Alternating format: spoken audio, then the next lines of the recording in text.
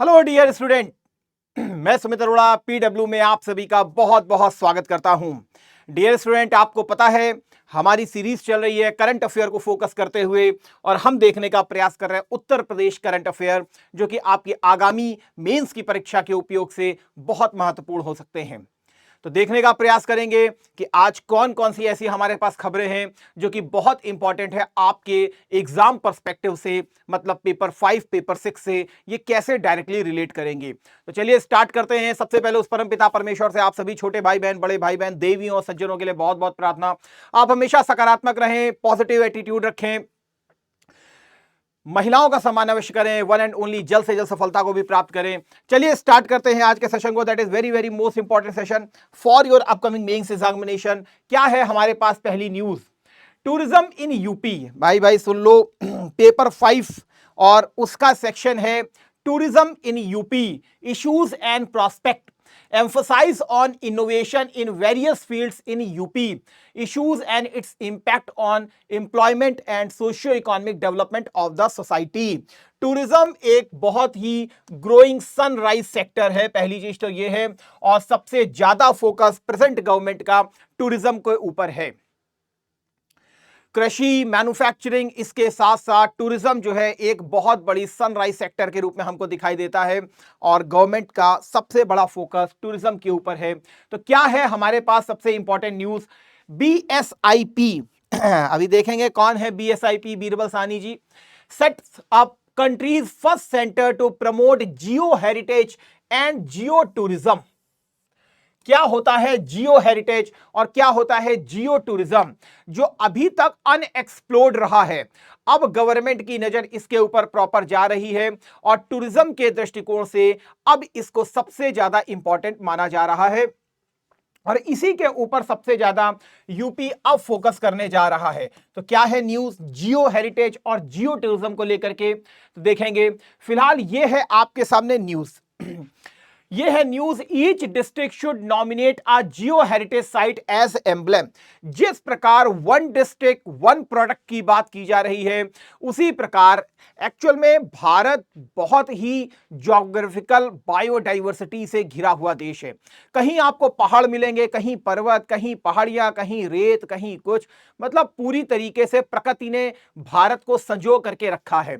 केवल भारत को ही नहीं, अगर उत्तर प्रदेश को भी देखें तो नॉर्थ उत्तर प्रदेश थोड़ा सा अलग टाइप का दिखेगा, दक्षिण का उत्तर प्रदेश आपको अलग टाइप का दिखेगा, ईस्ट और यूपी का वेस्ट आप देखेंगे तो अलग अलग आपको थोड़ा सा ज्योग्राफिकल लोकेशंस, थोड़ा सा विविधता वाली मूलक चीजें आपको प्राप्त होंगी। इसीलिए सरकार ने इस विविधता मूलक चीजों को कैश करने के लिए इस प्रकार के एक प्रपोजल को रखा है, जिसे हम एम्ब्लम के रूप में देखेंगे। एम्ब्लम मतलब एक प्रकार का हो जाएगा कि किस प्रकार से, जिस प्रकार वन डिस्ट्रिक्ट वन प्रोडक्ट, एक जिला एक उत्पाद की नीति केवल एक जिले को फोकस करती है, उसी प्रकार ये भी एक एम्ब्लम के रूप में रहेगा, वन डिस्ट्रिक्ट वन जियो हेरिटेज एम्ब्लम। क्या है जरा हम इसको देखेंगे। फिलहाल सबसे इंपॉर्टेंट आपके लिए ये वाली लाइन है, जरा इसको पढ़ लीजिए कि there are 195 UNESCO global geoparks in 48 countries, but India does not have even a single UGG despite having 40 UNESCO world heritage site. जिस प्रकार यूनेस्को की आपको मालूम है हेरिटेज लिस्ट जारी करता हो, भारत की 40 साइट्स को हेरिटेज लिस्ट में रखा गया है, जिसमें धौलावीरा 40वां स्थल है, लेकिन अभी तक कोई भी एक भारत में ग्लोबल जियो पार्क्स जो है, जो कि यूनेस्को के स्टैंडर्ड पर डेवलप किया जाना चाहिए, वो नहीं है। वैसे तो है हमारे यहां, लेकिन on the basis of the standards that prescribed by the UNESCO, अभी तक वो नहीं है हमारे पास। अभी हम देखेंगे क्या है जियो parks. This is because there is a lack of knowledge about the concept of geo heritage conservation, Jio parks. अब हम देखने का पहले इसको प्रयास करते हैं, फिर हम इसके ऊपर अभी आने का प्रयास करेंगे। यहां पर आपको एक छोटी सी इमेज दिख रही है, आई होप सो इसको आप समझ नहीं पा रहे होंगे। पहले मैं आपको यहां पर दिखाता हूं, जरा इसको देखने का प्रयास कीजिए। ये जो आपको इलाका दिख रहा है, ये चित्रकूट का इलाका दिख रहा है, और चित्रकूट के इलाके में कुछ इस प्रकार के आपको पहाड़ियां टाइप इस प्रकार से चीजें आपको दिखाई पड़ रही हैं। लोग वहां पर जाते हैं, घूमने के पर्पस से जाते हैं, भगवान के दर्शन करने के लिए जाते हैं। तो इस प्रकार का जो नेचुरल इन्वायरमेंट होता है, इसी को प्रोटेक्ट करने की बात की जा रही है। अभी केवल इतना समझ लो अभी केवल इतना समझ लो कि ये पूरा जो आपको प्रकृति की देन है, इसी प्रकृति की देन को सुरक्षित रखना हमें है, और इसी की प्रकृति की देन को संवारने के लिए गवर्नमेंट जो है इसको एज अ एम्बलम के रूप में भी डेवलप करने का प्रयास करेगी, एक संकेत के रूप में आपके लिए डेवलप करने का प्रयास करेगी। वन डिस्ट्रिक्ट वन प्रोडक्ट की तर्ज पर वन डिस्ट्रिक्ट वन जियो हेरिटेज एम्बलम भी साइट को भी डेवलप किया जा रहा है। जैसे एक मैंने आपको यह दिखाया, एक मैं आपको यह दिखा रहा हूं, ये ललितपुर के डांसिंग पत्थर हैं, क्योंकि अभी इसको यूज किया गया है पूरे आर्टिकल में, इसीलिए मैं आपको दिखा रहा हूं। दूर से देखने पर ये पत्थर ऐसे लगते हैं जैसे डांस कर रहे हो, इनको डांसिंग पत्थर के रूप में भी जाना जाता है। उसी प्रकार मैं आपको कुछ और भी दिखाता हूं, जैसे आपको यहां पर यह दिखाई पड़ रहा है मेघालय में स्टेलेग्माइट और स्टेलेक्टाइट। ज्योग्राफी में आप पढ़ते होगे तो ज्योग्राफी में आपको ये चीज दिखाई भी पड़ती होगी, what the mean of stalactite और स्टेलेग्माइट। कैसे जो भूमिगत अवसंरचनाएं हैं, जो कास्ट स्थलाकृति होती है, किस प्रकार से चूने के द्वारा इसको निर्मित किया जाता है कास्ट स्थलाकृतियों को, तो वही स्टेलेग्माइट और स्टेलेक्टाइट आपको दिखाई दे रही है। That is a geo heritage site. अब आपको अगर घूमने जाना है तो आप ऐसी जगह पर जा सकते हो, देख सकते हो कि आखिर प्रकृति ने किस प्रकार से इसको निहारा है, किस प्रकार से इसको डेवलप किया है।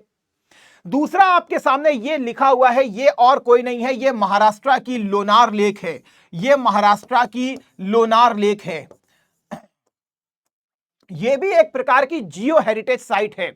एक उल्का पिंड के धरती से टकराने के क्रम में, महाराष्ट्र के ये वाले इलाके में टकराने के क्रम में इस प्रकार का एक लेक डेवलप हुआ है, जो अपने कलर को भी लगातार चेंज करता रहता है। कभी आपको ग्रीन दिखाई पड़ेगा, कभी पिंकिश कलर दिखाई पड़ेगा, और लोग इसको देखने के लिए जाते हैं कि कैसे वो उल्का पिंड आया होगा और कैसे वो मीटेरॉइड आकर के इस प्रकार से धरती पर टकराया होगा, जिसके कारण इतनी बड़ी लोनार लेक का निर्माण हो गया। That is a geo heritage site, भू विरासत स्थल है। यह एक विरासत स्थल है जो कि भूमि के द्वारा, जो मतलब पृथ्वी के द्वारा ही क्रिएट किए गए हैं, या प्राकृतिक शक्तियों के द्वारा इनको निर्मित किया गया है।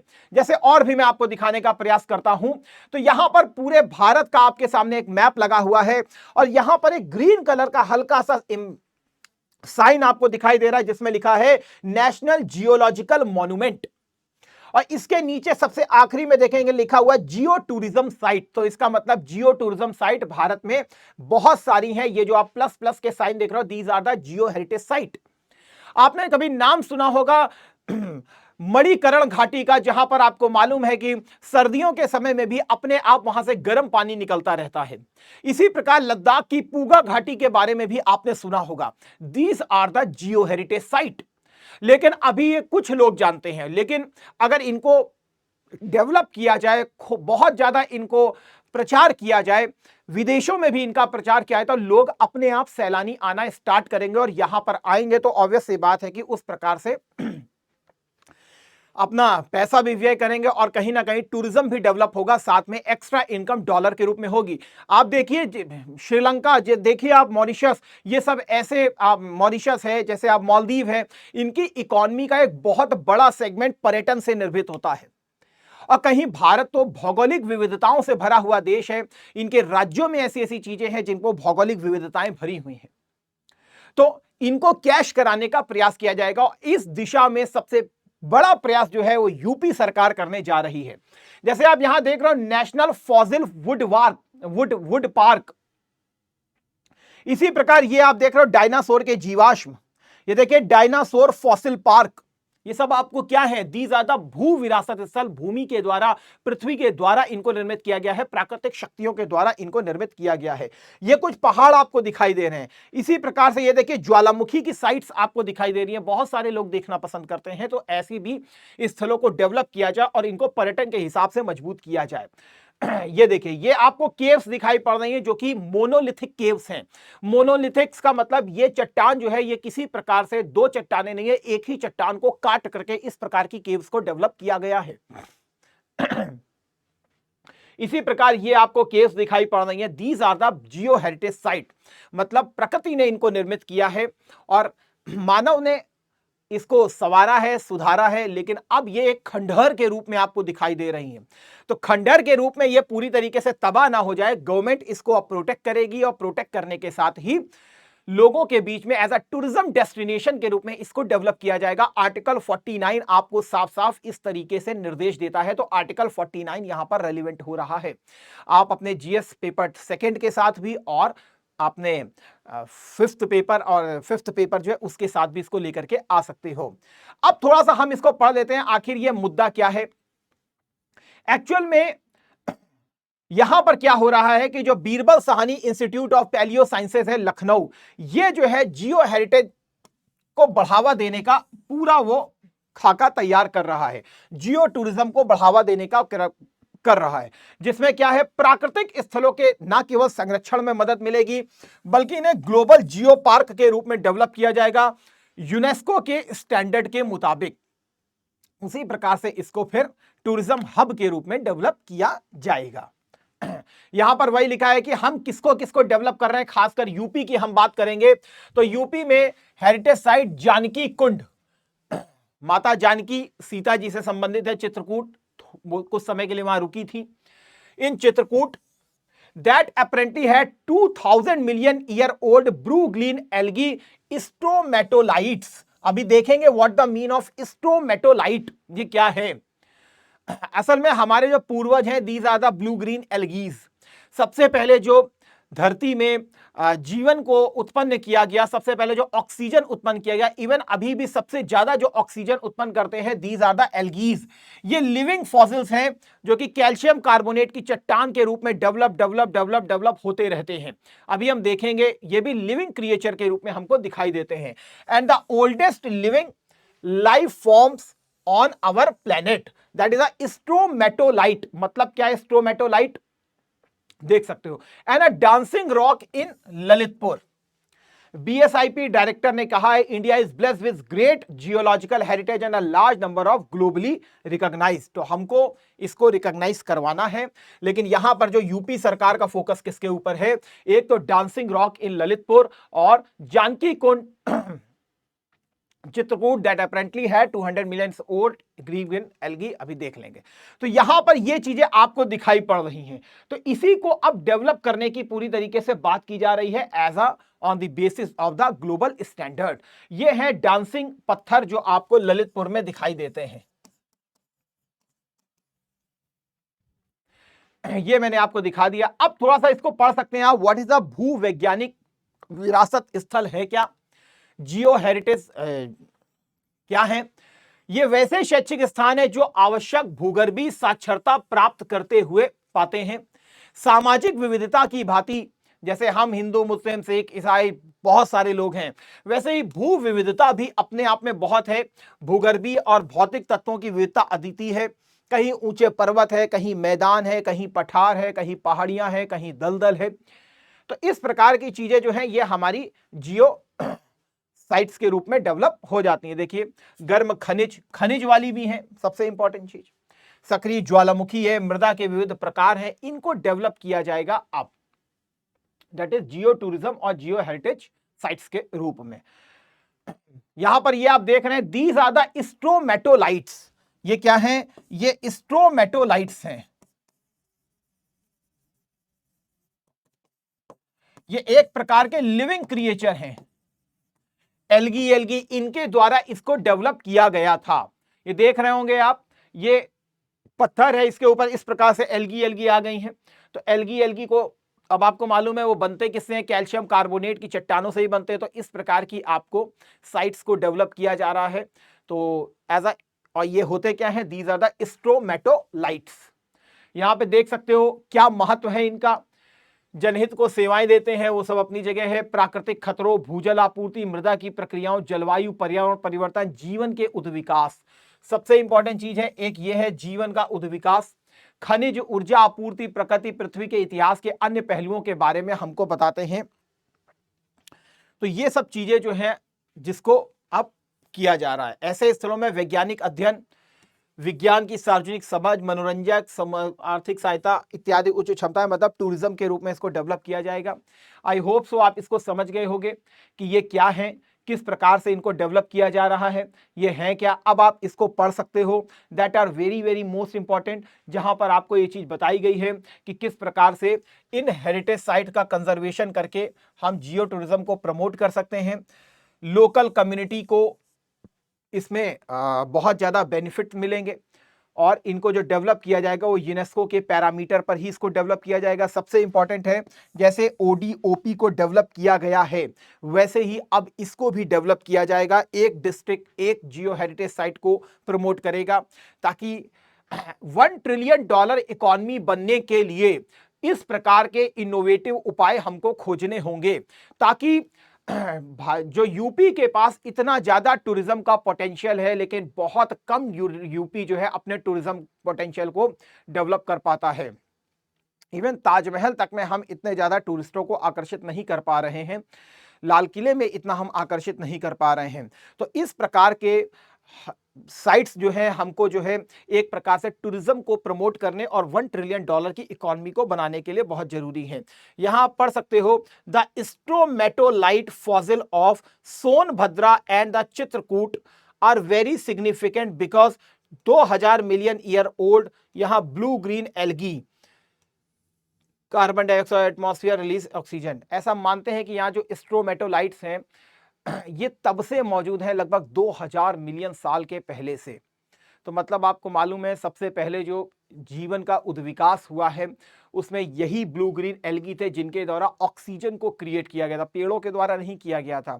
इन्होंने वातावरण की कार्बन डाइऑक्साइड को लिया था और फोटोसिंथेसिस की थी। फोटोसिंथेसिस के द्वारा इन्होंने ऑक्सीजन को वातावरण में रिलीज किया था, इसीलिए वातावरण में आई थी क्या, ऑक्सीजन। और इसके हमको साक्ष्य मिलते हैं कहां पर, हमारे सोनभद्र रीजन और चित्रकूट वाले रीजन पे। तो आई होप सो अब आप इसको समझ गए होंगे। आपका जो भी और यहां पर दिया भी गया है, she said Chitrakoot is potential UNESCO geo parks, it is only place in the central India where Vindhyan rocks resisting over Bundelkhand granite basement. तो आपको मालूम है वैसे भी बुंदेलखंड और ये जो है ग्रेनाइट और नीस की चट्टानों से निर्मित हुआ पड़ा है। तो यही चीज आपको बता रहा है कि इसके अंदर सबसे ज्यादा पोटेंशियल है कि हम इसको एज अ जियो पार्क्स के रूप में डेवलप कर सकते हैं। अपने आप में बहुत इंपॉर्टेंट होगा, यूपी के पर्यटन की दृष्टि से बहुत इंपॉर्टेंट होगा। अगर यूपी का पर्यटन के लेकर के अगर कोई भी इनोवेटिव विचार माने गए जाते हैं तो आप इसको यहां पर लिख सकते हो कि एज अ जियो पार्क्स के रूप में इन साइट्स को हम डेवलप कर सकते हैं। या पर्यटन को बढ़ावा देने के लिए यूपी सरकार क्या क्या कर रही है, तो आप पर्यटन को बढ़ावा देने के लिए आप इसका सबसे बड़ा उल्लेख करेंगे, क्योंकि अपने आप में सबसे इंपॉर्टेंट है भूवैज्ञानिक विरासत स्थल। ठीक है तो यहां पर मैंने आपको ये चीज पूरी बता दी कि क्या हो रहा है और क्या होते हैं ये जियो पार्क। इसमें आपका ज्वालामुखी भी आ सकते हैं, इसमें आपकी फॉसिल पार्क भी आ सकते हैं, इसमें आपके क्या कहते हैं केव्स आर्किटेक्चर भी आ सकता है, इसमें आपका ज्वालामुखी वाले इलाके भी आ सकते हैं। तो मतलब ये सारी चीजें आप देख सकते हो, ज्वालामुखी ये सब जितनी भी चीजें हैं मैंने ये चीज आपको बता दी। भारत में कहाँ कहाँ है थोड़ा थोड़ा देख सकते हैं, गर्म घाटी के झरने ये सब आपको दिखाई पड़ रहे होंगे, यहाँ वहां सब किया गया है। ठीक, चलिए नेक्स्ट न्यूज की तरफ हम लोग चलते हैं। अच्छा यहां पर एक और है भाई, इसको तो भूल ही गए थे, इसको अपने पास संभाल करके रख लीजिएगा, क्योंकि टूरिज्म आदरणीय प्रधानमंत्री मोदी जी का भी बहुत ही फेवरेट टॉपिक रहता है, याद रखना, आयोग का नहीं, मोदी जी का ही बहुत फेवरेट टॉपिक है। और यहां पर आपको दिखाई दे रहा है the draft Jio heritage site and Jio relics preservation and maintenance bill 2022 ये आ चुका है। इसका भी उद्देश्य क्या है, to be a law for the protection and preservation and maintenance of geo heritage site.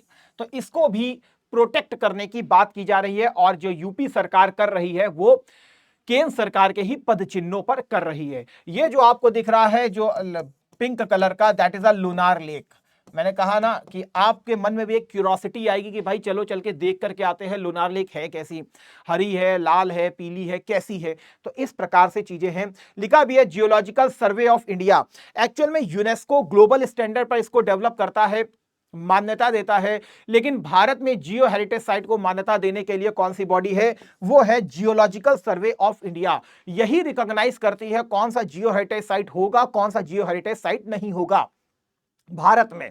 और यही क्या कहते हैं फिर भारत में डिसाइड करेगी कि ये जियो हेरिटेज साइट है, बाद में यूनेस्को के स्टैंडर्ड पर उसको आका जाएगा, और यूनेस्को अगर अपने स्टैंडर्ड पर उसको खरा पाता है तो यूनेस्को की जियो हेरिटेज साइट लिस्ट में उसको लिस्टेड किया जा सकता है। India has declare 32 Jio heritage site national geological monument for protection and maintenance. ये भारत सरकार ने किया है कि हम इसको डेवलप करें। यहां पर साफ साफ लिखा हुआ है the bill prohibits construction, repair, renovation of any building in the area. वैसे भी पर्यटन के संबंध में अगर कोई भी क्वेश्चन आता है तो आप बोल सकते हैं जो चीज यहां पर डेटा में लिखी हुई है, यहां पर आपके सामने ड्राफ्ट में लिखी है, ये अपने आप में भारत सरकार का ऑफिशियल वर्जन होता है, तो उत्तर प्रदेश सरकार का भी ऑफिशियल वर्जन रहेगा। यहां पर भी कह रहा है कि जो भी जियो हेरिटेज साइट है या मॉन्यूमेंट्स हैं उनके आसपास अवसंरचनाओं का निर्माण नहीं होना चाहिए और किसी भी प्रकार की हैजार्डस बिल्डिंग्स का भी निर्माण नहीं किया जाना चाहिए। As a signatory of the UNESCO convention on protection of the world cultural and natural heritage, India is required to have a law on the same including geo heritage. ठीक है, यहां पर आपको दिया हुआ है कौन कौन सी डेफिनेशन है, तो sites containing geo relics and phenomena, stratigraphic type sections, geological structure, geomorphic landform, national and international interest. ठीक है, वही चीज मैंने जो अभी आपको दिखाई है, थोड़ा सा कठिन लैंग्वेज में लिखा हुआ और कुछ नहीं। जो भी भूवैज्ञानिक विरासत स्थल है, मॉन्यूमेंट्स हैं जो प्राकृतिक शक्तियों से भी निर्मित हो रहे हैं और जिनको बाकायदा हमने बनाया भी है, और जो भूमि के विरासत स्थल के रूप में चिन्हित किए जाते हैं, जैसे फॉसिल पार्क है कि यहां पर भी डायनासोर्स का कुछ रहा होगा, इस प्रकार के जियो रेलिक्स हमको प्राप्त होते हैं। तो इन सबको पूरी तरीके से इसमें कंजर्व किया जाएगा और कंजर्वेशन के द्वारा on the parameters of UNESCO standard, उसके आधार पर इसको किया जाएगा और जियो हेरिटेज के रूप में डेवलप करके एक टूरिज्म के लिए बहुत इंपॉर्टेंट है, खासकर यूपी सरकार के लिए भी। तो ये चीज है और कुछ नहीं है। तो आप ये बोल सकते हो कि ऑलरेडी गवर्नमेंट ऑफ इंडिया भी जो है इस प्रकार के लॉ को पारित कर चुकी है, जिसके द्वारा इन सारे क्षेत्रों के संरक्षण, संवर्धन और मेंटेनेंस की प्रॉपर बात की गई है, और यह भी बोला गया है कि इनको यूनेस्को के पैरामीटर्स पर क्रिएट किया जाए। चलिए नेक्स्ट हमारा आ रहा है, तो इसका मतलब पेपर 5 से संबंधित था, पर्यटन की दृष्टिकोण से पर्यटन में क्या क्या इश्यूज हैं और क्या क्या हम यूपी सरकार पर्यटन के लिए कर रही, तो आपको थोड़ा सा पता रहना चाहिए, डायरेक्टली आपके एग्जाम से रिलेट करेगा। लिखा है commercialisation of agriculture and production of agriculture crops in UP, agriculture diversity, problem of agriculture, their solution in UP. ये हमारे आपके जो पेपर है उसमें ये सिलेबस के रूप में दिया गया है कि एग्रीकल्चर का व्यापारीकरण और कौन कौन सी क्रॉप्स जो है उत्तर प्रदेश में उगाई जा रही हैं, कैसी एग्रीकल्चर डाइवर्सिटी है यूपी में, और उस एग्रीकल्चर की प्रॉब्लम क्या है यूपी में और उसका सॉल्यूशन क्या है यूपी में। फिलहाल मैं आपके लिए थोड़ा सा मेहनत करके इधर उधर से खोज खाज करके सब चीजें लेकर के आया हूं, बहुत इंपॉर्टेंट रहेगा अपने आप में। यहां पर आपको जो मैं बताने जा रहा हूं, development in the field of agriculture, UP सरकार क्या कर रही है एग्रीकल्चर के फील्ड में, कौन कौन से विकासात्मक कार्य किए जा रहे हैं। जो विकासात्मक कार्य किए जाएंगे वहीं से हमको समस्याएं भी यूपी की पता चल जाती हैं और क्या हमारे सामने चुनौतियां हैं उसको भी हम यूज कर सकते हैं। एक जैसे आपने कहा वन डिस्ट्रिक्ट वन प्रोडक्ट वाले को एक टैगलाइन ले लिया है यूपी सरकार ने और उसको हर जगह यूज किया जा रहा है। इस खेल में भी हमने देखा था, तो खेलों के लिए भी इसी प्रकार की एक नीति को प्रमोट कर रही है सरकार। उसी प्रकार जियो हेरिटेज के लिए भी देखा आपने, वन डिस्ट्रिक्ट वन जियो हेरिटेज की बात की जा रही है। तो आप भी कभी ऐसा कोई पॉइंट लाना चाहिए तो आपको भी होना चाहिए कि वन डिस्ट्रिक्ट वन प्रोडक्ट के तहत एक कृषि उत्पाद को भी किसी एक जिले में फिक्स करने का प्रयास किया जाए। वो व्यापारिक भी हो सकता है, जैसे उत्तर प्रदेश में इलाहाबाद का अमरूद है, मलिहाबाद का आम है, तो ऐसे किस चीजों को एक्सप्लोर करके आप वहां पे एक इनोवेटिव पॉइंट को भी निर्मित कर सकते हो। फिलहाल उत्तर प्रदेश डेवलपमेंट क्या कर रहा है एग्रीकल्चर के फील्ड में हम देखेंगे।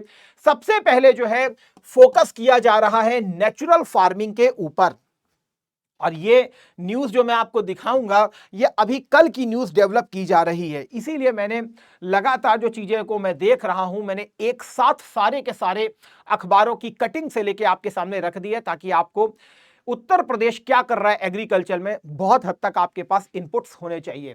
तो सबसे पहले प्राकृतिक खेती की बात की जा रही है, रासायनिक खेती को रोका जा रहा है, और ये यूपी सरकार की टैगलाइन है, ये यूपी सरकार की टैगलाइन है प्राकृतिक खेती को लेकर के, स्वस्थ माटी संपन्न किसान, स्वस्थ माटी संपन्न किसान, संपन्न उपभोक्ता ऑल्सो। स्वस्थ माटी, स्वस्थ किसान, स्वस्थ उपभोक्ता आप डाल सकते हो बहुत अच्छे तरीके से प्राकृतिक खेती के कार्यक्रम की ओर। उसी प्रकार सबसे पहले देखें तो प्रदेश में प्राकृतिक खेती से आच्छादित जनपद कौन कौन से हैं। फिलहाल प्रथम चरण में हम देखें तो लगभग 27 जो गंगा घाटी के पास के इलाके हैं उनको डेवलप किया जा रहा है प्राकृतिक खेती के लिहाज से। बाकी दूसरा जो आपको ये वाला सेक्शन दिख रहा है यूपी का, खासकर बुंदेलखंड रीजन, बुंदेलखंड रीजन आपको मालूम है एग्रीकल्चर की दृष्टि से बहुत ज्यादा प्रॉस्परस नहीं है। कुछ खेती यहां पर बहुत अच्छे तरीके से संपन्न की जाती है, उसके ऊपर सबसे ज्यादा फोकस करते हुए सरकार क्या कर रही है, बहुत सारी चीजें कर रही है, दिमाग में रखिएगा। एक एक पॉइंट को मैं यहां पर बताऊंगा और एक एक पॉइंट को आगे की स्लाइड से कनेक्ट करते हुए भी चलूंगा। जैसे मैं यहां पर बोलूं तो यहां पर सबसे इंपॉर्टेंट जो है प्राकृतिक खेती को गवर्नमेंट के द्वारा यहां प्रमोट किया जा रहा है। अमृत सरोवर, अब इस नाम को रख लीजिएगा, आगे अभी एक स्लाइड लगी है तब भी आपको ये चीज पता चलेगी, तब मैं इसके बारे में आपसे बात करूंगा अमृत सरोवर के बारे में, लेकिन इसको याद रखिएगा। फिलहाल जो ये देख रहे हैं जहां से गंगा जी हमारे यहां एंटर कर रही है और गंगा जी हमारे यहां से बाहर निकल रही हैं, तो ये जितने भी पूरे आपको इलाके दिख रहे हैं, ये पूरी बेल्ट जो आपको दिख रही है, यहां पर एग्रीकल्चर जो है प्राकृतिक खेती को सबसे पहले प्रमोट किया जा रहा है। फर्स्ट फेज में ही इसको प्रमोट किया जा रहा है, तो ये फर्स्ट फेज में ही प्रमोट किया जाएगा। साथ में ये जो आपको दिख रहा है बुंदेलखंड का इलाका, इसको भी फर्स्ट फेज में प्रमोट किया जा रहा है। यहां पर आपको दिख भी रहा होगा ये गंगा नदी है नीले कलर वाली, तो ये गंगा नदी हो गई। उसके लिखा है बुंदेलखंड प्राकृतिक खेती 7 जनपद, तो ये 7 जनपदों को यहां पर क्रिएट किया गया है और यहीं पे आपको मालूम चल जाना चाहिए महोबा को, क्योंकि अभी मैं इसके बारे में चर्चा करूंगा। दूसरा है national mission on natural farming, 49 जनपद अभी तक यूपी के जो हैं इसमें कवर किए जा चुके हैं, जिसमें आप देख सकते हो कौन कौन से जनपद हैं। थोड़े बहुत आपको जनपद याद होने चाहिए, जैसे मथुरा आगरा, और मथुरा आगरा को देखोगे तो सबसे ज्यादा ये प्रभावित है किससे, मरुस्थलीकरण से सबसे ज्यादा प्रभावित हैं। तो एक इनोवेटिव पॉइंट के रूप में आप देख सकते हो कि पश्चिमी यूपी के जो मथुरा और आगरा के रीजन है, जो मरुस्थलीकरण से सबसे ज्यादा प्रभावित इलाके हैं, वहां पर प्राकृतिक खेती को भी बढ़ावा दिया जा रहा है, जो कि भूमि संरक्षण के हिसाब से बहुत इंपॉर्टेंट कदम है। तो इस प्रकार के भी आप कुछ इनोवेटिव पॉइंट को यूज कर सकते हो। और यहां पर अन्य जनपद है, तो इसका मतलब ये जो ग्रीन आपको दिखाई पड़ रहे हैं, यहां पर सब जगह आपको प्राकृतिक खेती को प्रमोट किया जा रहा है। तो प्राकृतिक खेती है क्या, मैंने अभी कहा उत्तर प्रदेश सरकार केंद्र सरकार के पदचिन्हों पर चल रही है, इस चीज को याद रखिएगा। प्राकृतिक खेती होती क्या है या कार्बनिक खेती क्या होती है, एक्चुअल में इसमें किसी भी प्रकार के केमिकल को यूज नहीं किया जाता है, किसी भी प्रकार के संश्लेषित फर्टिलाइजर को यूज नहीं किया जाता है। जो भी यूज किया जाता है ऑर्गेनिक फर्टिलाइजर को यूज किया जाता है। अभी हम देखेंगे कौन कौन से फर्टिलाइजर होंगे। Reducing the use of non renewable sources, non renewable sources कौन कौन से होते हैं भाई, रिन्यूएबल सोर्सेज तो वो होते हैं जिनका उत्पादन होता है, लेकिन कुछ ऐसे होते हैं जो रिन्यूएबल नहीं हो सकता है, तो उसमें भी क्या कर देगा, नॉन रिन्यूएबल सोर्सेस को कम कर देगा, जैसे यूरिया पूरिया, मतलब रासायनिक खाद हैं, इन सबको हटाएगा। यूज ऑफ लोकल रिसोर्सेज सबसे इंपॉर्टेंट चीज है, जब भी use of local sources resources आते हैं तब ये पता चल जाता है कि लोकल लेवल पर ही कुछ कुटीर उद्योग, छोटे उद्योग भी क्रिएट हो सकते हैं। और वो क्रिएट कौन से हो सकते हैं, वो ऑर्गेनिक मैन्योर के क्रिएट हो सकते हैं, कुछ मैन्युफैक्चरिंग इंडस्ट्रीज हो सकती हैं जो कार्बनिक खाद को बना सकती हैं, तो स्थानीय स्तर पर रोजगार को भी बढ़ावा दे देता है। सबसे इंपॉर्टेंट चीज क्या है, प्राकृतिक खेती जो है पानी के कंजम्पशन को कम से कम यूज करती है, और वैसे भी मालूम है जल संरक्षण सबसे इंपॉर्टेंट है, तो इसका मतलब सतत विकास का जो गोल 6 है वो सबसे इंपॉर्टेंट बन रहा है। और आपको एक चीज और भी मालूम है कि यूपी सरकार पंचायत डेवलपमेंट इंडेक्स को भी लेकर के आई है, जिसको सस्टेनेबल डेवलपमेंट गोल 17 जितने हैं उन्हीं के आदर्शों पर उसको डेवलप किया गया है, और पंचायत डेवलपमेंट गोल में 9 गोलों को तय किया गया है। उन 9 गोलों में एक जो है पर्यावरण का सुधार भी है, और पर्यावरण का सुधार जो है वो वाटर कंजम्पशन के द्वारा भी होता है, प्राकृतिक खेती के द्वारा भी होता है, कि किस प्रकार से पंचायती राज के लेवल पर पर्यावरण को सुधारा जाएगा प्राकृतिक खेती के द्वारा भी। वाटर होल्डिंग कैपेसिटी बढ़ जाती है, क्योंकि जो ऑर्गेनिक मैन्योर होता है उसकी जो फर्टिलिटी होती है वो केमिकल के बेस पर बहुत अच्छी होती है। इंक्रीज सॉइल ऑर्गेनिक मैटर, अच्छी बात है। लार्ज, और इसके द्वारा जो डाइवर्सिटी होती है वो भी बहुत हेल्दी होती है। रिड्यूस कर देता है, सॉइल लॉस को भी कम करता है। लोअर एनर्जी रिसोर्स यूज है उसको भी कम करेगा, और क्रॉप रोटेशन के द्वारा भी इनको बढ़ावा दिया जाता है। किसी प्रकार के जेनेटिकली मॉडिफाइड ऑर्गेनिज्म का यूज इसमें नहीं किया जाता है। यही प्राकृतिक खेती के सारे कंपोनेंट हैं जो आप देख रहे हैं, इसको आप अपने आंसर में यूज कर सकते हो। यहां पर आपके सामने लिखा हुआ है concept of zero based natural farming. Zero budget क्यों? दो शब्दों से मिलकर बन रहा है जीरो बजट। बहुत ज्यादा पैसा आपका लगना नहीं है, थोड़ा गुड़ ले लो, थोड़ा गोबर ले लो, थोड़ा काऊ यूरिन ले लो, उसी के ही घोल से ये पूरा घोल तैयार हो जाता है। यहीं पर आपको बताया गया है प्राकृतिक खेती किस प्रकार से हो रही है। तो zero based natural learning, all goods use for growing the crop are made on the farm, मतलब किसान के खेत में ही ये सारी चीजें बन जाती हैं। With the help of cow urine, cow dung, ghee, natural ingredients also use in this. अब उसमें नेचुरल इंग्रेडिएंट्स में जो खाद्य पदार्थ है सड़े हुए, उनको भी यूज किया जाता है। On the other hand, in organic farming the fertiliser and insecticides are use किए जाते हैं, तो वो बाहर से लिए जाते हैं, अपने आप उनकी कॉस्ट भी ज्यादा होती है, किसान के ऊपर भी एक बर्डन ज्यादा पड़ता है। फाउंडर कौन है? तो यहां पर सुभाष पालेकर जी का नाम आपके सामने लिखा हुआ है। जीरो बेस आपको बता रहा है, खुद ही एक्सप्लेन कर रहा है। जीरो मतलब क्या? किसी प्रकार के कोई पैसे की नीड नहीं है, बहुत ज्यादा पैसा आपका खर्चा नहीं होगा। नेचुरल का मतलब क्या है? किसी भी प्रकार के केमिकल को आपको यूज नहीं करना है। तो यूपी सरकार प्राकृतिक खेती को प्रमोट कर रही है, जीरो बेस्ड नेचुरल फार्मिंग को प्रमोट कर रही है। और क्या इसके फायदे हो सकते हैं? तो इसको उठा करके तुम कॉपी करो और पेस्ट मार दो, इससे ज्यादा तो तुमको मेरे ख्याल से लिखना भी नहीं चाहिए। जिस प्रकार से ये बनाया गया है उसी प्रकार से आप बना सकते हो। कंपोनेंट क्या होते हैं जीरो बेस्ड कि यहां पर देख सकते हो, सबसे पहले बीज मित्र है। तो बीज मित्र का मतलब है सीड का ट्रीटमेंट किया जाता है।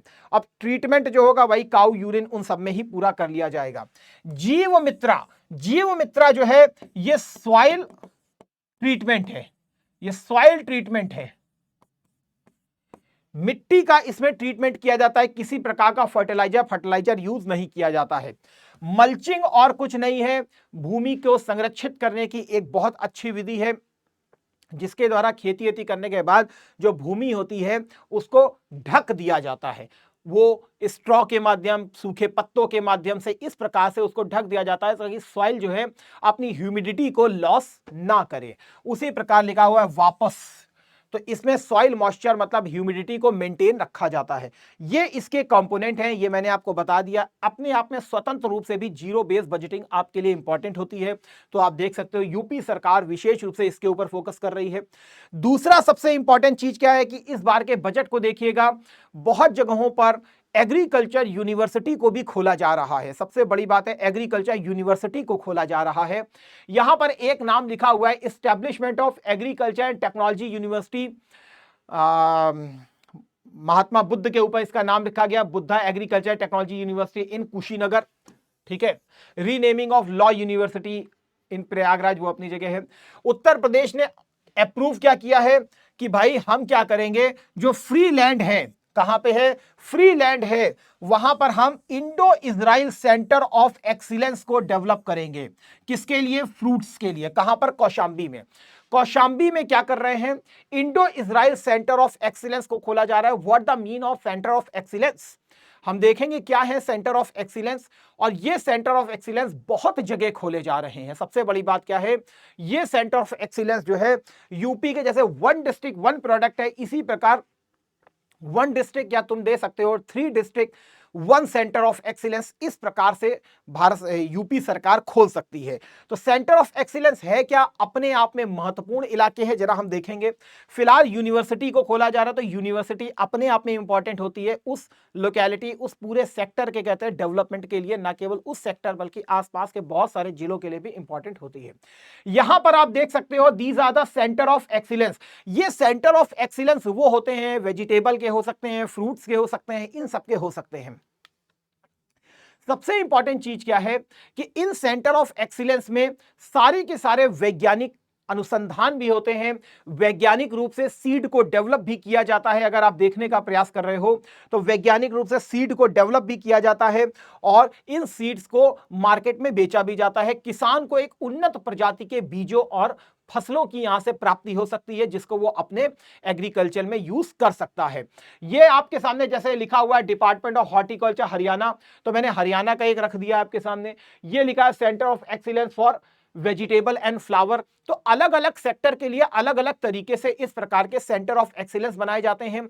यहां अच्छी गुणवत्ता के उन्नत प्रजातियों के बीजों को डेवलप किया जाता है और ये बीजों को बाकायदा किसानों को फिर वितरित किया जाता है और वो एक अच्छी उपज को, प्रोडक्ट को क्रिएट कर सकते हैं। ये चीज इसमें आपको बताने का प्रयास किया गया है। ये देखिए इस प्रकार से इसको डेवलप किया जा रहा है।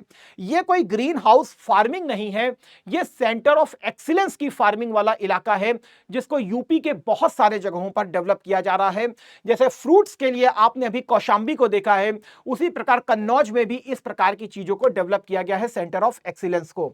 तो यहां पर इस प्रकार के उन्नत बीजों को डेवलप किया जाएगा और दे दिया जाएगा। आई होप सो आप इसका मतलब समझ गए होंगे कि इसका मतलब क्या है, that is Indo Israel centre of excellence. ये एक्चुअल में किसानों के लिए, जो कृषक भाई हैं हमारे, उनके लिए सबसे इंपॉर्टेंट होंगे।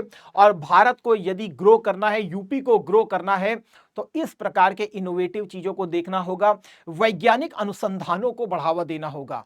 तो scientific research that are much required for the development of the Uttar Pradesh, ठीक है, and agriculture of Uttar Pradesh. तो इन सब पॉइंट्स को थोड़ा सा आप याद कर सकते हैं, ये अपने आप में इंपॉर्टेंट रहेगा।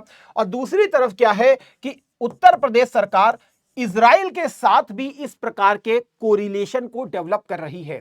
इजराइल आपने अगर देखा होगा तो इजराइल एक्चुअल में रेगिस्तानी इलाके में ही बसा हुआ एक देश है इजराइल, अगर आप देखेंगे। लेकिन इसने क्या किया है, रेगिस्तान में भी हरियाली को ले आया है। और सबसे इंपॉर्टेंट चीज क्या है इसका, that is micro irrigation. Micro irrigation, fertigation method.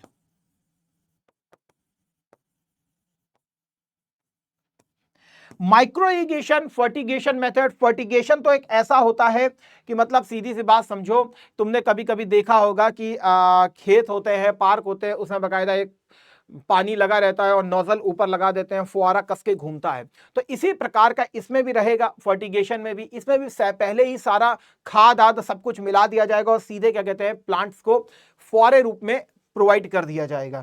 उसी में माइक्रो इरिगेशन क्या है कि सीधे सीधे इस प्रकार से पाइप्स लगाई जाएंगी और उन पाइप्स, अब ऐसे पाइप्स लगा दी गई और इसमें हल्के हल्के छेद कर दिए जाएंगे और हल्का सा जो पेड़ की जड़ है वहीं पर drop drop drop drop drop drop drop drop मात्रा में पानी बूंद बूंद बूंद बूंद टपकेगा।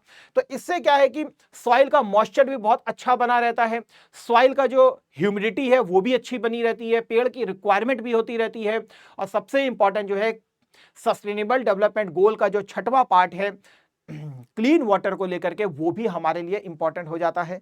पर्यावरण संरक्षण से संबंधित जो आपका सस्टेनेबल डेवलपमेंट गोल 13वां है, वो भी हमारे लिए सबसे इंपॉर्टेंट हो जाता है इन माध्यमों के द्वारा। उसी प्रकार यहां पे लिखी हुई है। और यूपी सरकार क्या कर रही, क्या क्या किया भाई यूपी सरकार ने। एक तो प्राकृतिक खेती को बढ़ावा दिया। प्राकृतिक खेती में सबसे इंपॉर्टेंट मैंने आपको ये पूरा इलाका दिखा दिया कि ये इस समय न्यूज चर्चा में है और उसके क्या क्या इंपॉर्टेंट है वो भी मैंने दिखा दिया। दूसरा आपको मैंने ये बता दिया कि आपके कितने एग्रीकल्चर यूनिवर्सिटी बनाई जा रही हैं। आपको मालूम है ऑलरेडी हमारे यहाँ 5 से 6 यूनिवर्सिटी हैं और भी एग्रीकल्चर यूनिवर्सिटी को प्रमोट किया जा रहा है। तो इसमें एक नई यूनिवर्सिटी ये बन रही है। साथ ही बजट में भी कुछ यूनिवर्सिटी की चर्चा की गई है। इसके अलावा क्या किया जा रहा है, सेंटर ऑफ एक्सीलेंस को बढ़ावा दिया जा रहा है। इन सेंटर ऑफ एक्सीलेंस के द्वारा न केवल कृषकों को इस प्रकार के उन्नत बीजों की आपूर्ति की जा रही है, बल्कि जो सॉइल फर्टिलिटी है और ये सब चीजें हैं इनको भी प्रमोट किया जा रहा है। इसके अलावा क्या हो रहा है, अब भैया पूरी की पूरी किसान भाई हमारे फसल बहुत अच्छे से उपजा लेंगे और उपजाने के बाद वो मार्केट में लेकर के आएंगे उसको बेचने के लिए। तो कभी कभी ये भी हो जाता है, खासकर किसके साथ, फल सब्जी, दी ज्यादा पेरिशेबल आइटम्स, ये बहुत जल्दी खराब हो जाएंगे, याद रखिएगा, बहुत लंबे समय तक इसको नहीं यूज कर सकते हैं। तो अन्नदाताओं के लिए एक यूपी सरकार एक योजना भी लेके आई है, दैट इज भामाशाह योजना। ये भामाशाह योजना कौन सी है, राजस्थान से भी प्रेरित है, राजस्थान से विशेष रूप से भी प्रेरित रही है। ये भामाशाह योजना के तहत ये होगा कि जिस प्रकार गेहूं चावल के लिए एमएसपी दिया जाता है, एक प्रकार का एमएसपी प्रकार का है, सीधी सी बात है। मतलब आपको मालूम है किसान मंडी में लेकर के आता है फसल को और व्यापारी कार्टेल बना लेते हैं और कहेंगे भैया 2 रुपए किलो में चाहिए, देना है दो, नहीं देना तो भाड़ में जाओ।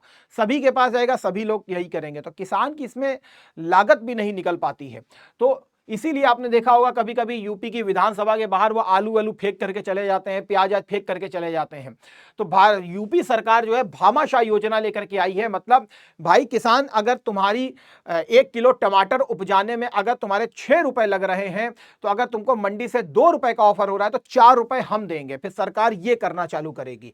तो एक प्रकार की न्यूनतम समर्थन मूल्य है। योगी सरकार 2.0 जो अभी आई है, इसने आलू, प्याज और टमाटर के न्यूनतम समर्थन मूल्य सुनिश्चित करने के लिए भामाशाह योजना बनाई है। तो इसको भी आप लिख सकते हो, ताकि जो सरकार है वो इस प्रकार के इनोवेटिव उपाय कर रही है ताकि इस प्रकार से किसानों का शोषण ना हो। तो इसको क्या क्या कहां कहां लेकर के जा रहे हैं, फिलहाल सब्जी की खेती करने, आलू, प्याज, टमाटर के लिए ये चीज की गई है। फलों के लिए भी अब इसको प्रमोट किया जाएगा। भूमि सुधार पर क्या कर रही है भाई, कैसे भूमि सुधारेगी? तो भूमि सुधार के लिए यूपी सरकार क्या कर रही है, तो विशेष रूप से पंडित दीनदयाल उपाध्याय किसान समृद्धि योजना लागू की गई है। कौन सी योजना लागू की गई, किसके लिए? भूमि सुधार के लिए। पंडित दीनदयाल उपाध्याय किसान समृद्धि योजना लागू की गई है। सरकार ने किसानों को उनकी फसल का बेहतर मूल्य दिलाने के लिए 27 नवीन मंडियों का आधुनिकीकरण भी कराया है और सबसे इंपॉर्टेंट 54 कृषि कल्याण केंद्रों की भी स्थापना की गई है। इसके अलावा किसानों की और ज्यादा उन्नति के लिए, साथ ही आधुनिक खेती को प्रमोट करने के लिए किसान विज्ञान केंद्रों की भी गांवों में बहुत अधिक मात्रा में स्थापना की गई है। इन विज्ञान केंद्रों के माध्यम से किसानों को समझाया जाता है कि आपको किस प्रकार से कृषि करनी चाहिए, कैसे कैसे आपको, कैसा मौसम है, क्या चीजें करनी चाहिए। तो कृषि विज्ञान केंद्र, मैं यूपी की बात कर रहा हूं, ठीक है। इसके अलावा कृषि कल्याण केंद्र, मंडियों का आधुनिकीकरण इस प्रकार की है। साथ में इस योजना को याद रखिएगा, भूमि सुधार से संबंधित है पंडित दीनदयाल उपाध्याय किसान समृद्धि योजना। इसके अलावा डिजिटल पेमेंट को बढ़ावा देने के लिए, डिजिटल पेमेंट को बढ़ावा देने के लिए भी फोकस किया जा रहा है। साथ ही प्रधानमंत्री कुसुम योजना के तहत किसानों को 10,000 सोलर पंप भी आवंटित किए गए हैं यूपी सरकार के द्वारा। तो प्रधानमंत्री कुसुम योजना के तहत भी किया जा रहा है सोलर पंप। तो ऑब्वियस सी बात है, पर्यावरण सुधार होगा। पंचायत जो डेवलपमेंट इंडेक्स है उसका एक सबसे बड़ा पार्ट पर्यावरण सुधार भी है। तो प्रधानमंत्री कुसुम योजना यूपी सरकार के द्वारा 10,000 सोलर पंप भी आवंटित किए गए हैं। साथ ही प्रधानमंत्री कृषि सिंचाई योजना के तहत प्रदेश में खेत तालाबों की खोदाई का कार्य भी प्रगति पर है। इसके बारे में मैं अभी चर्चा करूंगा नेक्स्ट वाली स्लाइड में। प्रधानमंत्री किसान मानधन योजना, तो किसानों के बारे में, एग्रीकल्चर से संबंधित इस प्रकार के लाभार्थियों को कार्ड भी उपलब्ध कराए गए हैं। और साथ में national mission on natural farming के अंतर्गत 49 जिलों में इतने हेक्टेयर भूमि में प्राकृतिक खेती की जा रही है। इस चीज को थोड़ा सा याद रखिएगा, ये इंपॉर्टेंट रहेगा सबसे ज्यादा। दैट इज 49 जिलों में इसको प्रमोट किया गया है national mission on natural farming Uttar Pradesh सरकार के द्वारा।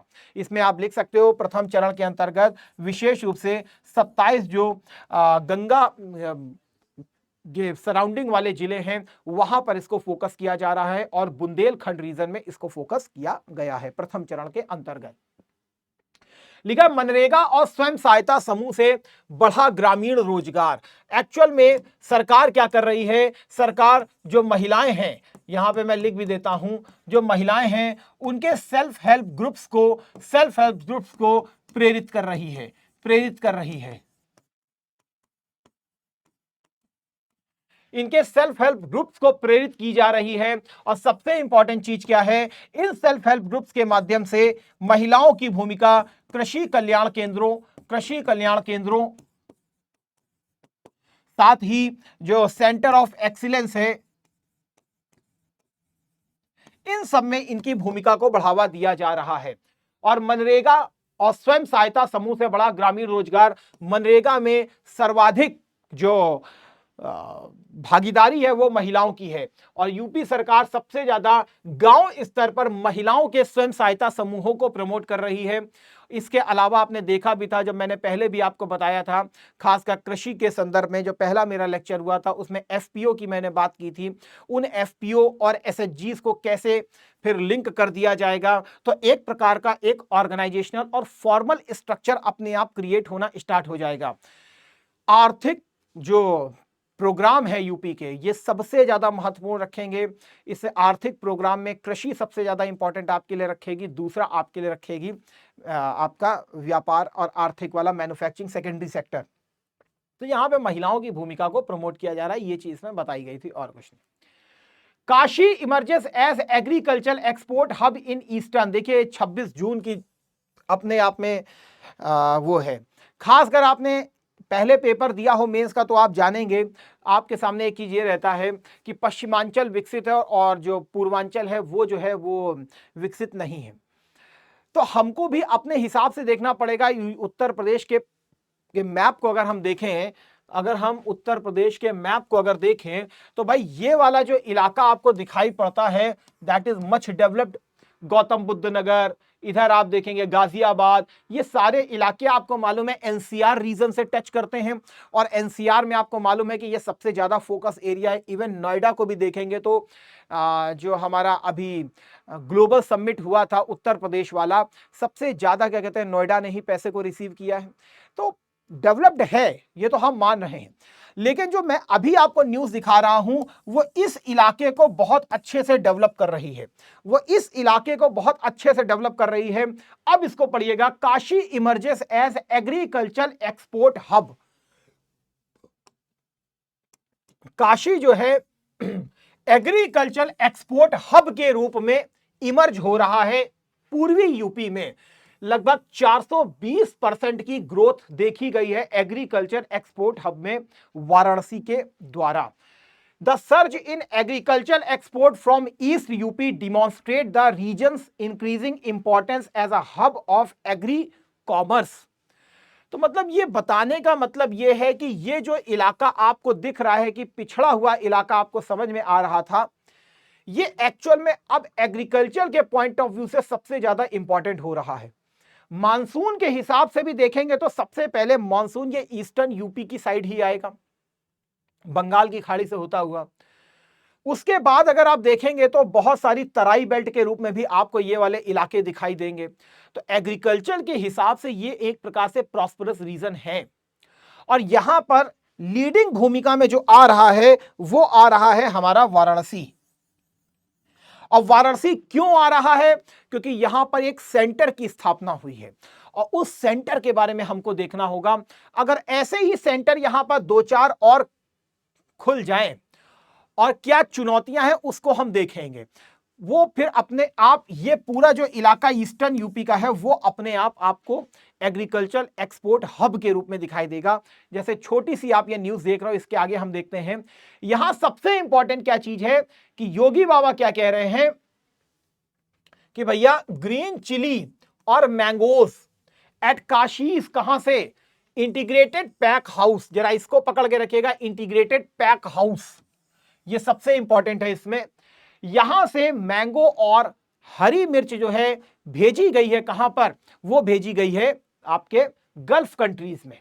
और लिखा हुआ है कि भाई एग्रीकल्चर और हॉर्टिकल्चर प्रोडक्ट ओवरऑल देखा गया तो ईस्टर्न यूपी ने बहुत बड़ा इसमें अपने आप में बूम दिखाया है। सबसे इंपॉर्टेंट जो इसमें भूमिका आ रही है वो आ रही है इंटीग्रेटेड पैक हाउस की। जैसे वेयर हाउस को आपने देखा होगा, वेयर हाउस में किसान को ये प्रकार की एक फैसिलिटी दी गई है कि आपका जो एक्सेस उपज है उसको आप वेयर हाउस में स्टोर कर सकते हो। स्टोरेज के साथ साथ उसको बैंक से भी लिंकेज करके उसको एज अ कोलेट्रल के रूप में भी पर्ची को यूज कर सकते हो और बैंक से भी लोन ले सकते हो। उसी प्रकार इंटीग्रेटेड पैक हाउस में क्या किया जाता है, जो पूरा माल संयोजित किया जाता है उसको कैसे वैल्यू एडिशन किया जाए। याद रखिएगा, वैल्यू एडिशन सबसे इंपॉर्टेंट होता है, उसकी पैकेजिंग सबसे ज्यादा महत्व रखती है। तो यहां पर क्या हो रहा है, यहां पर इसका वैल्यू एडिशन किया जा रहा है और इस प्रकार का इंटीग्रेटेड पैक हाउस जो है यह ओपन किया गया है वाराणसी में। यह ओपन किया गया है वाराणसी में और वाराणसी के हवाई अड्डे से वाराणसी के हवाई अड्डे से जितना भी एक्सपोर्ट था उसको लिया गया और पूरे को क्या कहते हैं, जो परिवहन वाला माल था, परिवहन वाला जो जहाज था उसमें उसको रखा गया और वाया सीधे एयर रूट के द्वारा उसको गल्फ कंट्री में एक्सपोर्ट कर दिया गया। तो लिंकेज को देखिए, लिंकेज कितना अच्छा है और साथ में आपको दिखाई भी पड़ रहा होगा वैल्यू एडिशन कैसे किया जा रहा है। तो सबसे बड़ी एक भूमिका हमने देखी थी इंटीग्रेटेड पैक हाउस की, और इस इंटीग्रेटेड पैक हाउस की अभी हाल में ही स्थापना की गई है। यदि ऐसे ही integrated pack house Varanasi, Allahabad region, थोड़ा सा और ऊपर चले जाए देवरिया रीजन, अगर इधर डिफरेंट लोकेलिटीज में अगर हो जाए, कुशीनगर सबसे इंपॉर्टेंट है क्योंकि अंतरराष्ट्रीय हवाई अड्डा कुशीनगर में है, तो कुशीनगर का कितना होलिस्टिक डेवलपमेंट हो सकता है। कुशीनगर, उसके आसपास के सराउंडिंग जो हम कम से कम 4-5 जिले ले लें, तो वहां से जितना भी प्रोड्यूस है उसको हम वहां पर लेकर के आ सकते हैं कुशीनगर इंटीग्रेटेड पैक हाउस में, अगर इस प्रकार का पैक हाउस वहां पर भी आ जाए। फार्म टू फॉर्क, सीधी सी अगर मैं बात करूं, फार्म से उठाया गया माल अगर सीधे मैन्युफैक्चरिंग वाले हब में आ जाता है तो उसकी जो कॉस्ट होती है या जो उसकी वाइबिलिटी होती है, लिवेबिलिटी होती है, वो बहुत ज्यादा बढ़ जाती है क्योंकि बिल्कुल ताजा माल आता है। और यदि 1-2 दिन उसको रख दिया जाए स्टोर करके फिर उसके पास लेके आए तो उसकी बहुत सारी चीजें कम हो जाती हैं।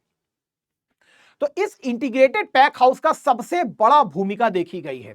जैसा कि लिखा भी है कि अभी हाल में 24 मार्च 2023 की बात है ये, कि इस प्रकार का इंटीग्रेटेड पैक हाउस जो है वाराणसी में खोला गया और यहां से फिर एक्सपोर्ट जो है पूरी तरीके से बूम पर आ गया है।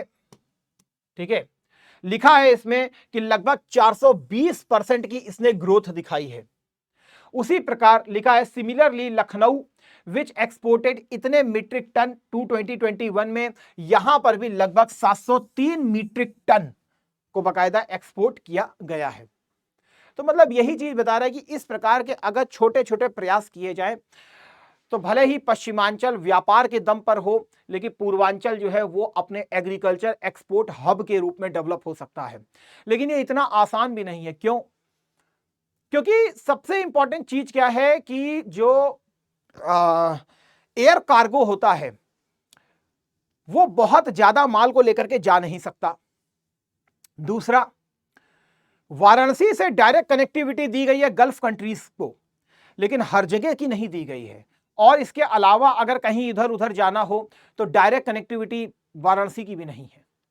पहले हमको दिल्ली आना पड़ता है, मुंबई आना पड़ता है, फिर उसके बाद क्या कहते हैं सारे कंसाइनमेंट को भेजना पड़ता है कहां पर, विश्व में कहीं और उसकी खेप जानी पड़ेगी।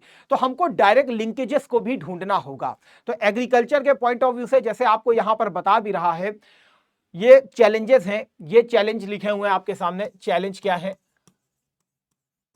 इसके सामने लिखा हुआ है only 1 Sharjah bound direct international flight operate per day from here.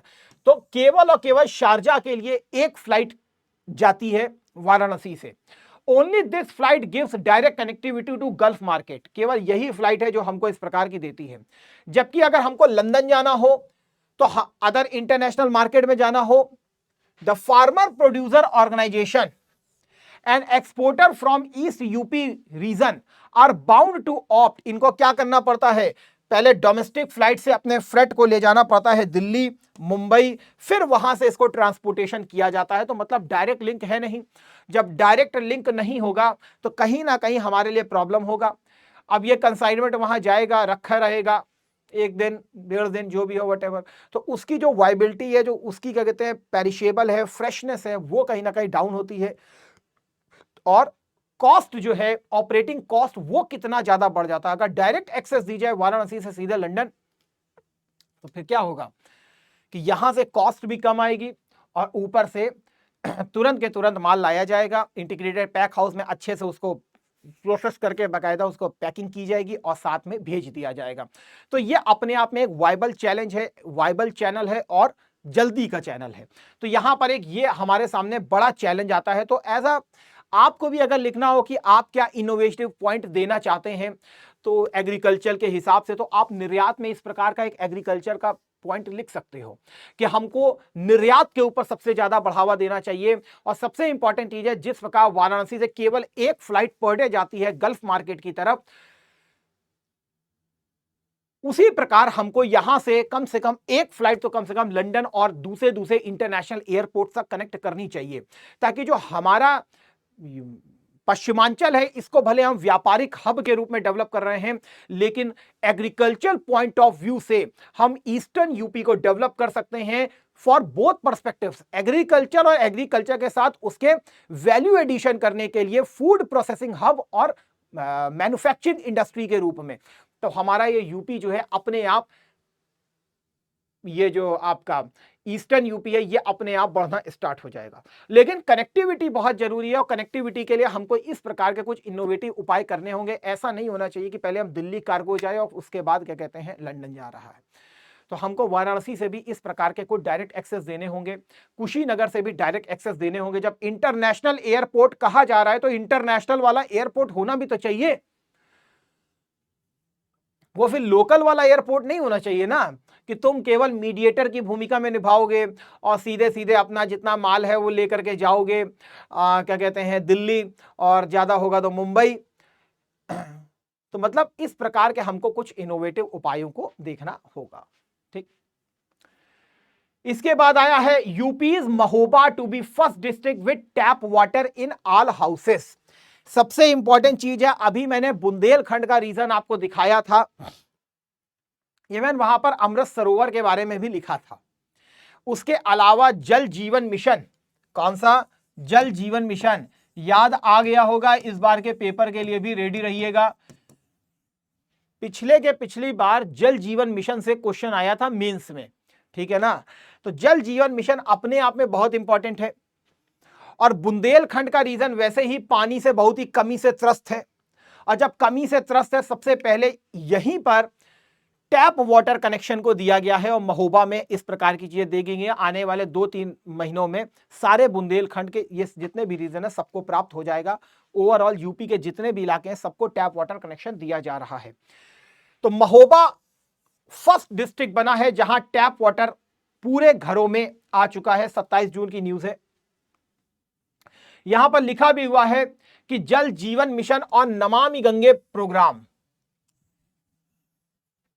के तहत यह इंश्योर किया गया है कि विंध्या और बुंदेलखंड वाला जो रीजन है वहां पर पूरी तरीके से उनको टैप वाटर प्रोवाइड किया जाए।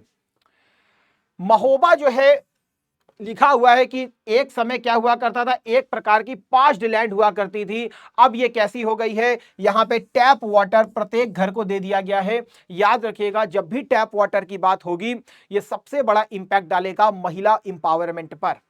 और वुमेन इंपावरमेंट जैसे ही आएगा, कोई भी आपका क्वेश्चन आता है सोसाइटी का वुमेन इंपावरमेंट, आप इसको यूज कर सकते हो जल जीवन मिशन के बारे में, क्योंकि वुमेन इंपावरमेंट की सबसे बड़ी गाथा ये भी लिखता है। क्योंकि ग्रामीण हाउस होल्ड में पानी भरने की जिम्मेदारी महिलाओं की होती है और महिलाएं बहुत दूर दूर तक जाती हैं पानी को भरने के लिए, और ये उनकी सिक्योरिटी के हिसाब से भी खतरा होता है। यहां पर यही चीज लिखी हुई है जो मैंने अलग से आपके लिए लिख दिया है कि जल जीवन मिशन जब चालू नहीं हुआ था तब केवल और केवल यूपी के 5.16 लाख फैमिली तक पाइप ड्रिंकिंग वाटर की एक्सेसिबिलिटी थी, लगभग 5 लाख मान लो। लेकिन अब ये जो हो गया है लगभग 1.3 करोड़ फैमिली से ज्यादा हो चुका है और 59 लाख से ज्यादा बकायदा कनेक्शन दिए जा चुके हैं। यहां पर वही लिखा हुआ है। और सबसे इंपॉर्टेंट चीज क्या है कि ये यहां पर जो सबसे मुसीबत है बुंदेलखंड रीजन में, यहां के जो तालाब वालाब है यहां पर सिल्टिंग बहुत ज्यादा हो जाती है। इसीलिए सरकार के द्वारा यह भी बोला गया है कि लगातार जितने भी आपके रिजर्वायर्स हैं उनकी डीसिल्टिंग को भी प्रमोट किया जाए। इसके अलावा with a total of 1027 kilometre, UP में जो पूरी गंगा की लंबाई है वो 1027 किलोमीटर है, उसमें लगभग 27 गंगा जनपद और 37 गंगा टाउन्स को इसके द्वारा कवर किया जा चुका है। लिखा है sitting the reduce river pollution on 50-50 kilometre. यह भी बताया गया कि कन्नौज से वाराणसी तक कुछ हद तक पॉल्यूशन जो है गंगा में कम हुआ है, लेकिन इसके साथ ही जो फोकस किया जा रहा है वो किया जा रहा है कि फर्रुखाबाद से प्रयागराज तक गंगा का प्रदूषण और कम किया जाए, मिर्जापुर से गाजीपुर और आगे तक इसके प्रदूषण को कम करे। ये कैबिनेट बोल रहा है और कुछ नहीं, थोड़ा सा पता आपको रहना चाहिए। ये आपको दिखाई पड़ रहा है प्रदेश में प्राकृतिक खेती से आच्छादित ये पूरे के पूरे जिले हैं जहां से इस प्रकार का आपका क्या कहते हैं गंगा जो है वो सफाई की जा रही है। यहां से यहां तक बोला जा रहा है, कहां से, कन्नौज टू वाराणसी। ये कन्नौज है और ये हो गया तुम्हारा वाराणसी। कह रहे हैं यहां पर फिलहाल पोल्यूशन की मात्रा जो है वो कम हुई है और सरकार फिर से फोकस कर रही है कि हम फर्रुखाबाद से प्रयागराज तक और ज्यादा फोकस करें और इसके बाद फिर गाजीपुर से लेकर के ये पूरा बलिया तक पूरी तरीके से इसको भी पर्यावरण की दृष्टि से साफ करने का लगातार सतत प्रयास किया जा रहा है। वही आपको बता रहा है कि sitting the reduce river pollution on 50 kilometre 550 kilometre stretch from Kannauj to Varanasi. CM ने और भी कहा है कि भाई आप जो है इस तरीके से और भी इन स्ट्रेचेस को साफ कीजिए, वो बोला गया है। हाँ, ये एक और था पूरा क्या कहते हैं एग्रीकल्चर का पर्सपेक्ट मैं आपको दिखाने का प्रयास कर रहा हूं करंट अफेयर पर जो सबसे इंपॉर्टेंट है। अमृत सरोवर के विकास में यूपी नंबर 1 है। देखिए हमारे यहां सबसे बड़ी जो जरूरत रही है, जो प्राचीन काल में भी रहा है, वो रहा है तालाब प्रथा। तालाब प्रथा की सबसे इंपॉर्टेंस क्या होता है कि तालाब प्रथा के द्वारा जो वाटर रिजर्वायर हैं या वाटर जो क्या कहते हैं ग्राउंड वाटर रिचार्ज है, न केवल उसको पूर्ति की जाती है बल्कि आसपास कृषि के क्षेत्रों में भी सिंचाई व्यवस्था को संपादित किया जाता है। सबसे इंपॉर्टेंट चीज क्या है, जिस प्रकार से हमारे यहाँ औद्योगिकरण हो रहा है, इंडस्ट्रियलाइजेशन हो रहा है, ये तालाब प्रथा गायब होता चला जा रहा है और बोरवेल के द्वारा लगातार ग्राउंड वाटर से पानी को खींचा जा रहा है। आज ग्राउंड वाटर भी बहुत हद तक पंजाब के रीजन को देखिए डार्क जोन में बहुत हद तक घोषित हो गए। चेन्नई के बहुत सारे रीजन में पानी नहीं है और बहुत जगह पे जो पानी है भी वो गंदा हो रहा है, आर्सेनिक है, फ्लोराइड है, ये सब हम देख रहे हैं। खासकर महोबा ओबा के रीजन में बहुत सारी चीजें हैं। तो सरकार ने जो प्रमोट किया है वो अमृत सरोवर के बारे में किया गया है। मनरेगा के तहत ऐसे तालाबों का निर्माण किया जाएगा, ऐसे भू संरचनाओं का निर्माण किया जाएगा और जब वर्षा ऋतु होगी तो वर्षा ऋतु में भी ऐसे प्रकार के जो पानी है वो नालों में जाने के बजाय इस प्रकार से इकट्ठा किया जाएगा इन छोटे छोटे तालाबों में, बावड़ियों में। और ये ना केवल ग्राउंड वाटर को बहुत अच्छे से रिचार्ज करेंगी बल्कि सिंचाई की आवश्यकताओं को भी बहुत आसानी से पूरा किया जा सकता है और रेन वाटर हार्वेस्टिंग भी बहुत अच्छे से हो जाएगी।